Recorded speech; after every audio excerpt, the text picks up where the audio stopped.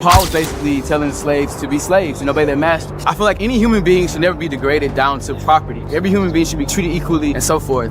And that was just one thing that I just can't fathom. Like, I'm a Christian and I'm a believer, and I read that and it's like, whoa, slaves obey your master. So it's kind of like rattling my mind. Could you explain that to me? When a college student dropped one of the hardest questions in the Bible, Cliff didn't flinch. He fired back with a truth no one saw coming. Awesome. Okay, you're hitting right on.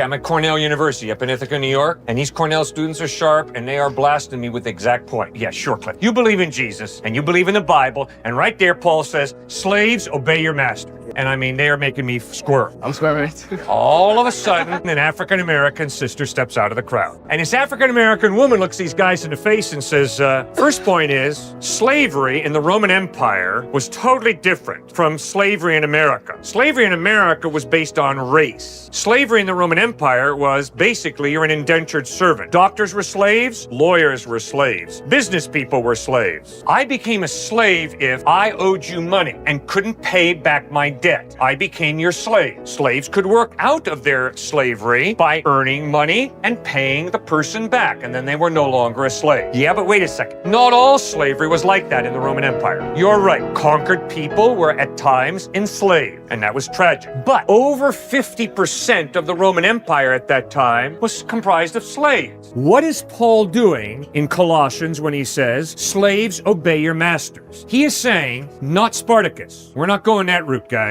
We are not going to armed revolt against Rome and free ourselves. Okay. But what does he write instead? Galatians 3:28. In Christ, there is no longer Jew nor Gentile, slave nor free, but we are all one in Christ. Then what is the little letter of Philemon all about? The letter of Philemon that Paul writes is to a slave owner named Philemon who has a runaway slave named Onesimus. Onesimus has met the Apostle Paul. Paul led him to faith, and lo and behold, Paul knew Philemon, the slave owner. So Paul writes Philemon saying, Philemon, accept Onesimus back, no longer as a slave, but as a brother in Christ. In other words, Paul is laying the foundation for the abolition of slavery, but he's doing it the same way Wilberforce did it in the English Parliament to abolish the slave trade, which is, we're going to work in the system here, we're not going to have an armed revolt. So yes, sir, if you're a slave and you've put your faith in Christ, don't rebel against your master. Instead, by your integrity, with your compassion in your lifestyle, point your master to Jesus Christ. What Paul is doing is that he's saying, okay, and you're a master? Well, just remember, that's not a slave, man. That's a brother in Christ. So let's forget this bit about master and slave, and let's start accepting each other as brothers in Christ.